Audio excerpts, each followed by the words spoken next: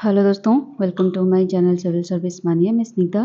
आज हम पढ़ने वाले हैं हमारे जो मॉडर्न इंडियन लिटरेचर चल रहा था उसका पार्ट 1 में हमने हिंदी एंड बंगाली लैंग्वेज के बारे में डिस्कशन किया। आज लेक्चर 10 में हम देखेंगे बाकी पार्ट 2, जिसमें हम जो मॉडर्न टाइम्स में, मॉडर्न इंडियन टाइम्स में जो बाकी रीजनल लैंग्वेजेस की शुरुआत हुई, जैसे कि असमीज़, उड़िया एंड बाकी जितने सारे लैंग्वेजेस हो गया, उसके बारे में थोड़ा-थोड़ा डिस्कशन करेंगे। तो चलिए शुरू करते हैं। तो पहले हम शुरुआत करेंगे असमीज़ लिटरेचर से, ठीक है? असमीज़ लिटरेचर एक रिमार्केबल ट्रांसफॉर्मेशन होता है इसका फ्रॉम रॉयल कोर्ट क्रॉनिकल्स। एक रॉयल, उनके जो राजा रजोड़े थे उनके कोर्ट में क्रॉनिकल होता था जिसका नाम है बुरांजिस। तो तभी से लेकर उसका एक ट्रांसफॉर्मेशन हुआ जब लोगों के पास लोगों की जो कॉमन पीपल की जो फीलिंग्स थी, जो सफरिंग्स थी और जो नेशनल सेंटिमेंट्स थी, जब वहाँ तक बात आ गई, बहुत सारी चीज़ लोगों के पास आना शुरू हो गया, तब एक रिमार्केबल ट्रांसफॉर्मेशन देखने को मिला। ये बुरांजिस क्या है? बुरांजिस के बारे में यहाँ पे मैंने कुछ लिखा हुआ है कि ट्रांजिशन फ्रॉम बुरांजिस, बुरांजिस होता है एक हिस्ट्रिकल क्रॉनिकल्स जो कि रॉयल कोर्ट में पेश किया जाता है, और वहाँ से एक ट्रांजिशन होता है to literature focusing on common people's experience. जो कॉमन पीपल एक्सपीरियंस कर रहे हैं तभी ब्रिटिशर आने के बाद, या फिर उससे उस ब्रिटिशर आने के बाद ना, modern literature 19th literature 18th century के आसपास तो हमारा शुरू हुआ था कि मॉडर्न लिटरेचर। तो तभी से क्या हो रहा था, जो कॉमन पीपल की सफरिंग स्टार्ट हो गई थी, वो एक अलग प्रकार की एक्सपीरियंस कर रहे थे, ठीक है? तो ये एक रिवोल्यूशनरी ट्रांजिशन पीरियड देखने को मिला कि तभी के रॉयल लोग किस तरह से जी रहे थे, उसके टाइम पे लोगों के पास लोग किस तरह से जी रहे थे, और उसके बाद जो पीरियड आया मॉडर्न टाइम, वहाँ पे लोग किस तरह से सफ़र किए, उसके बारे में एक ट्रांजिशन पीरियड स्टार्ट हो गया, ठीक है? और ये जो लिटरेचर आया उसके बाद असमीज लिटरेचर का एक कंससनेस स्टार्ट हो गया, ठीक है? तो जो इवोल्यूशन हुआ था वो धीरे धीरे जो मास के पास पहुंचा, तो कैसे पहुंचा? डिफरेंट और राइटर्स ने लिखे होंगे इसी वजह से। तो वो नोटेबल राइटर्स कौन थे? पद्मनाभ गोहेन बरुआ, जिनको बोला जाता है मॉडर्न असमीज का पॉइनियर है, वो प्रोज का एंड सोशल रिफॉर्मर भी थे। थ्रू लिटरेचर, लिटरेचर के माध्यम से, जैसे सोशियोलॉजिस्ट होते हैं उसी तरह से वो different philosophy, different social form को वहाँ पे लिटरेचर के माध्यम से लोगों के पास पहुँचाने की कोशिश की, तो इसी वजह से उनको pioneer of modern Assamese prose बोला जाता है। और एक राइटर होते हैं जिनका नाम लक्ष्मीनाथ बेजबरुआ होते हैं, जिनको बोला जाता है father of modern Assamese literature. और उन्होंने ब्रीज किया था ट्रेडिशनल एंड कंटेम्प्रेरी थीम को ब्रीज करके एक चीज़ लिखा हुआ था, मतलब ट्रेडिशन में जो रॉयल कोर्ट में जो कुछ पेश किया जा रहा था, और कंटेम्प्रेरी पीरियड पे और मॉडर्न टाइम में जो भी चल रहा था, उसके ब्रीज करके उन्होंने सब कुछ लिटरेचर लिख रहे थे वो। और शंकर देव भी एक थे जिन्होंने कंपोज किया था devotional poetry that become the foundation of Assamese spiritual literature. Okay, उसके बाद आता है हमारा उड़िया लिटरेचर, और उड़िया लिटरेचर में रेनेसेंस स्टार्ट हो गया सारला दास के पीरियड से। और सारला दास के बारे में सबको पता होगा, जो उड़िया पीपल होंगे, वो बहुत फेमस है उड़ीसा में। और उन्होंने लिखा था सारला महाभारत, महाभारत को ट्रांसलेशन किया हुआ था उन्होंने उड़िया लैंग्वेजेस में। रामायण को भी उन्होंने ट्रांसलेट किया हुआ था, जिसको बिलंका रामायण भी बोलते हैं। और चंडी पुराण, जो माँ भगवती की पूजा होती है, तो ये सारी चीज़ों का उन्होंने काम स्टार्ट कर दिया था। उन्होंने फास्ट उड़िया पोएट थे जिन्होंने उड़िया लैंग्वेज में, लिटरेचर में काफ़ी सारी चीज़ें लिखे हुए थे, इसी वजह से उनको आदि कवि की मान्यता भी मिली हुई है, ठीक है?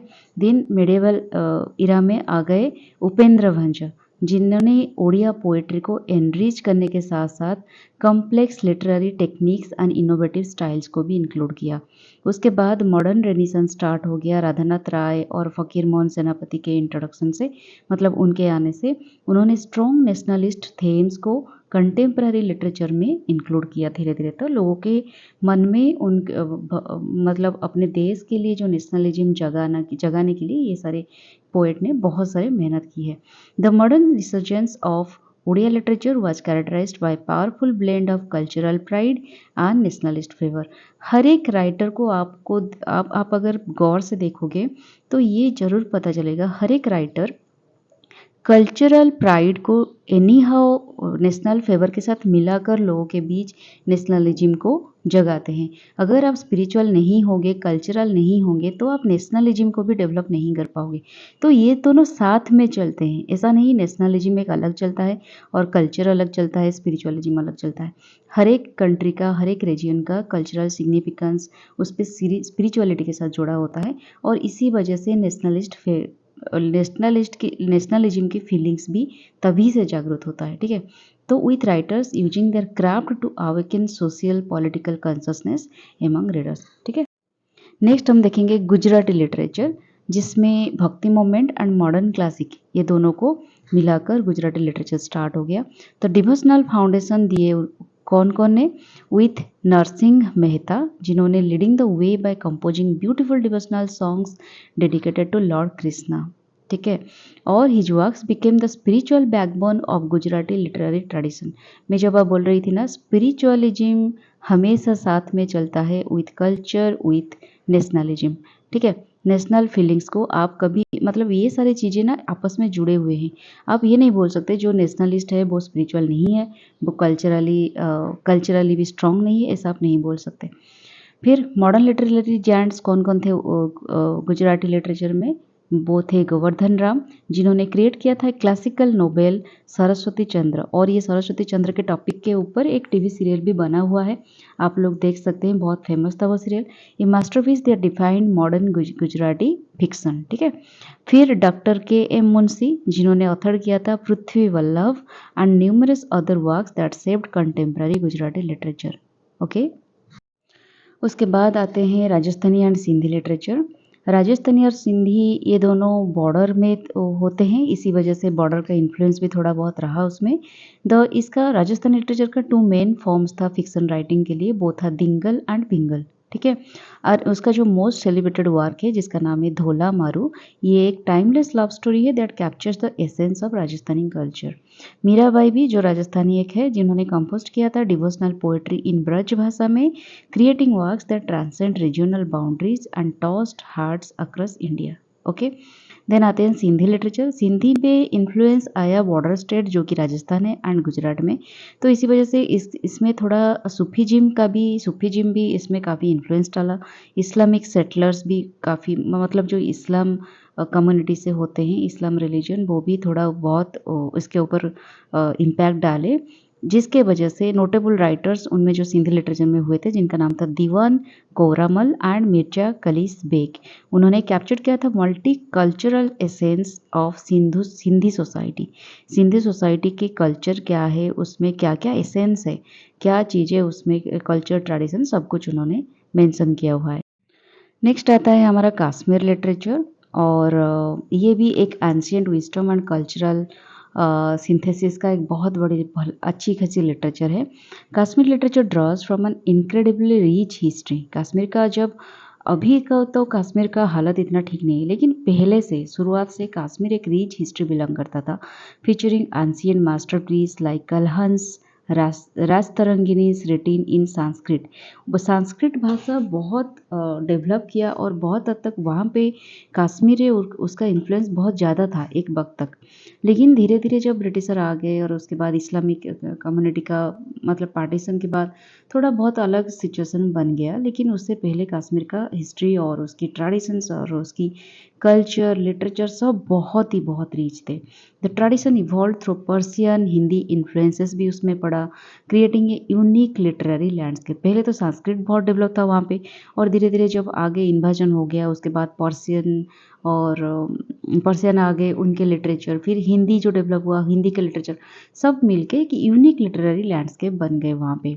तो उसमें जो महान राइटर थे लाल देत, ये एक फीमेल शैवाइट थे। शैवी जी मतलब शिव जी को पूजा करते थे, फीमेल संत, whose poetry become foundations to Kashmir spiritual literature. Okay, then आगे सूफी और एक चीज़ यहाँ पे, यस,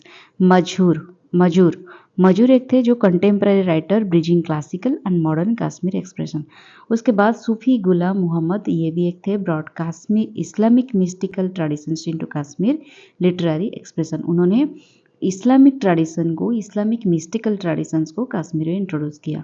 फिर नूरदीन जिनको बोला जाता है नंद ऋषि, उन्होंने भी masterfully brought Hindi and Islamic elements together in his transformative poetry. जो भी पोइट्री उन्होंने लिखा उसमें हिंदी एंड इस्लामिक को ब्लेंड करके उन्होंने एक बहुत ही सुंदर फॉर्म में ये सब कुछ लिखा हुआ था। फिर जिंदा कौल, उन्होंने ये भी एक मॉडर्न वॉइस थे कश्मीर लिटरेचर में, प्रिजर्विंग ट्रेडिशनल थेम्स, ठीक है। With political power passing into the Dogra family in Jammu in 1846, Kashmir literature was gradually eclipsed by the Dongri language, marking a significant shift in the region's literary landscape। तो एक Dogra family आ गए, politically power हो गए वहाँ पे 1846 के आसपास। तो उसके बाद क्या हुआ, डोगरी लैंग्वेज जो है वो थोड़ा डोमिनेंट हो गई और सब हर एक जो लिटरेरी ट्रेडिशंस चल रहे थे उनके ऊपर एक्लिप्स हो गया, मतलब उसके ऊपर ये Dogra literature, Dogri literature language हावी हो गए। तो जिसके वजह से उसके जो रीजनल रिलीजन जो लिटरेरी लैंडस्केप थोड़ा उसके सिग्निफिकेंट शिफ्ट देखने को मिला, ठीक है। Next Punjabi literature. पंजाबी में आ गए हमारा गुरु गोविंद सिंह, जिन्होंने कंट्रीब्यूट किए थे आदि ग्रंथ एंड रोट साभायस in Punjab enriching the sacred literary tradition. वो तो आगे मिडिवल पीरियड में उन्होंने ये सारी चीज़ें कर दिया, फाउंडेशन दे दिया। उसके बाद आ गए वारिस शाह, जिन्होंने इमोर्टल लव स्टोरी लिखे थे हीर रांझा के बारे में, reflecting deep regional story telling traditions, okay. उसके बाद आते हैं गुजराती में जो फेमस राइटर थे बाबा फरीद एंड बुल्ली शाह, उन्होंने सूफी पोएट को काफ़ी कंपोज किया था, many kafis shaping modern Punjabi literature with mystical theme. मतलब मिस्टिकल जो स्पिरिचुअलिटी या फिर जो ट्रेडिशनल थीम को मिलाकर मॉडर्न लिटरेचर को एक शेप दिया उन्होंने। फिर भगत सिंह के बारे में कौन नहीं जानता, उन्होंने जो लिखे थे रंगत बसंती चोला, वो एक infusing literature with patriotic favour, ठीक है। उनके वो बहुत फेमस हुआ था, उसके वजह से एक नारा लगा था, बहुत सारी चीज़ें हुआ था। तभी हम जब पढ़ेंगे मॉडर्न हिस्ट्री के बारे में तब ये सारी चीज़ें देखेंगे नेशनलिस्ट मूवमेंट में। फिर सैक्रेड फाउंडेशन क्या क्या दिया, दो Adi Granth stand as the masterpiece of Punjabi literature, ठीक है। इसके बारे में तो हमने पढ़ा हुआ है मिडिवल लिटरेचर में। Written primarily in Gurmukhi script में, it also incorporate dohas of Kabir. जो आदि ग्रंथ लिखा गया था पंजाबी लिटरेचर में, इसमें ऑलरेडी कबीर की भी दोहाज थी, दादू और नानक की भी कुछ हिंदी और ब्रज भाषा में कुछ इसमें इंक्लूडेड है, जो कि एक मल्टीलिंगुअल स्पिरिचुअल टेस्ट के हिसाब से माना जाता है आदि ग्रंथ। इसका मतलब ये नहीं इसमें सिर्फ पंजाबी भाषा में लिखा हुआ है, इसमें बहुत सारे ऐसे चीज़ है, लिटरेचर है जो कि ब्रज भाषा में, हिंदी भाषा में और कौन सी गुरुमुखी स्क्रिप्ट में डिफरेंट मिलाकर इसको बनाया गया है। अदर बिलव्ड नैरेटिव इंक्लूड सोहनी महिवाल, सासी Punnu, while modern writers like Dr. Mohan Singh and Puran Singh continue to enrich the tradition with contemporary themes, okay। फिर हमारा आता है Marathi literature, saints and spiritual commentary. The oldest known work in Marathi dates back to 13th century. तो Marathi literature जब start हुआ 13th century के आसपास वहाँ पे स्टार्ट हो गया था, और ये क्रिएट किया गया था बाय संत ज्ञानेश्वर, जिनको ज्ञानेश्वर भी बोलते हैं, who began the tradition of कीर्तन इन Maharashtra and wrote detailed commentary in Bhagavad Gita इन मराठी। उन्होंने मराठी भाषा में भगवत गीता स्टार्ट किया और उसके बाद उन्होंने कीर्तन वगैरह भी मराठी भाषा में स्टार्ट किया। तो 13th सेंचुरी में मराठी लैंग्वेज की फाउंडेशन स्टार्ट हो गई संत ज्ञानेश्वर की तरह। तो commentary cents include Namdev, Sena, Gora with Janabai as a notable female writer. 13th century में ज्ञानेश्वर के साथ साथ कंटेम्प्रेरी सेंट उनके टाइम पे ये सब थे, और उसके साथ साथ एक फीमेल सेंट भी थे जिनका नाम था जनाबाई। 16th सेंचुरी में उनका एक नाथ आ गए, जहाँ पे उन्होंने कमेंट्रीज किया भगवत पुराण के ऊपर, रामायण के ऊपर in vernacular languages, okay. Mukundraj created Vivek Sindhu and Paramamrita, ठीक है। उसके बाद भक्ति पोएट्री फ्लोरिश हुआ, great bhakti poet by Tukaram and Ramdas, जिन्होंने मराठी लिटरेचर को काफ़ी एनरिच किया उनके भाषा से with devotional work that resonate across Maharashtra, okay. उसके बाद मराठी नेशनलिज्म स्टार्ट हो गई, तिलक रिवोल्यूशनल जर्नलिज्म। तिलक, बाल गंगाधर तिलक, ये तो महाराष्ट्र से थे, आपको पता है। एस्टेब्लिश द रीजनल न्यूज़पेपर जिसका नाम था Kesari in Marathi, which became a powerful tool for criticising British policies and awakening nationalist consciousness among the masses. ठीक है। लिटरेरी नेशनलिस्ट मूवमेंट स्टार्ट किया बाय हरि नारायण आप्टे, जिन्होंने मॉडर्न मराठी फिक्शन को पॉइनियर किया था विथ सोशल रिफॉर्म थीम्स। उसके बाद आते हैं बीसी चिपलूनकर, जिन्होंने master of Marathi prose and literary criticism के नाम पे उनको माना जाता है। एमजी रानडे, जिन्होंने कंबाइंड किया था legal expertise with literally expression for social changes. और उसके बाद K T Telang and G T Madalkar, उन्होंने contribute significantly to the intellectual awakening through literature. ठीक है। उसके बाद लास्टली हम देखेंगे the living legacy of Indian regional literature. क्या रीजनल लिटरेचर का लिगासी था मॉडर्न टाइम पे। Modern Indian literature represents a magnificent tapestry woven from diverse regional traditions, each contributing in unique threads of spirituality, nationalism and cultural identity। हमारी India एक diverse society है, diverse group of people रहते हैं, diverse community के लोग रहते हैं, diverse regions है, रिलीजियंस है एंड लिटरेचर लैंग्वेजेस है। तो इसी वजह से हर एक लिटरेचर का यूनिक कंट्रीब्यूशन होती है हमारे इंडिया को सेव करने में। तो ये हमारे एक स्पिरिचुअलिटी को, डिफरेंट स्पिरिचुअलिज्म को ये बाइंड करके रखती है, नेशनलिज्म को भी एंड कल्चरल आइडेंटिटी को के बीच में एक थ्रेड के हिसाब से काम करते हैं।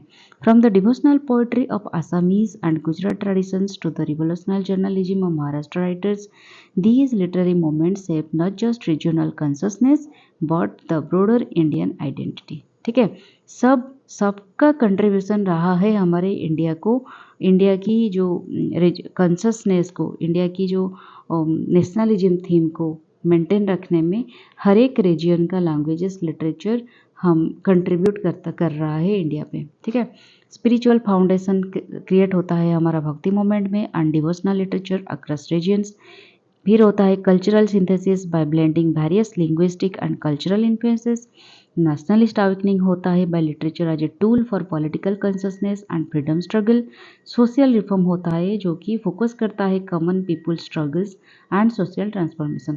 हमारे लिटरेचर के वजह से ये सारे चीज़ें आपस में कंबाइंड होता है और एक थ्रेड क्रिएट करते हैं लोगों के बीच, लोगों के सेंटिमेंट को, स्पिरिचुअलिटी को मेंटेन रखता है, कल्चरल आइडेंटिटी को मेंटेन रखता है और हमारे नेशनलिज्म को मेंटेन रख पाता है। These literary traditions continue to influence contemporary Indian writings, proving that regional voices are not just local expression but essential components of India's universal literary heritage। The journey from court chronicles to people's literature reflect the democratic evolution of Indian society itself। तो court में जो कुछ हो रहा था, जो literature था, वहाँ से लेकर हमारे कॉमन पीपल की स्टोरी तक, स्ट्रगलिंग तक, जो भी लिटरेचर हम पेश किए वो सब दिखाता है इंडियन सोसाइटी किस तरह से इवॉल्व हो रहा है। ठीक है। तो इसके साथ हमारा ये वाला टॉपिक ख़त्म हो गया मॉडर्न लिटरेचर। उसके बाद हम स्टार्ट करेंगे एकदम आर्किटेक्चर से स्टार्ट करते हुए हमारा इंडियन जो आर्ट एंड कल्चर है नितिल सिंघानिया बुक का मैं अब कंप्लीट करने वाली हूँ। तो stay tuned with my channel for all these relevant videos, all these beneficial videos for your exams and तब तक के लिए मुझे विदाई दीजिए। Tata bye bye, take care.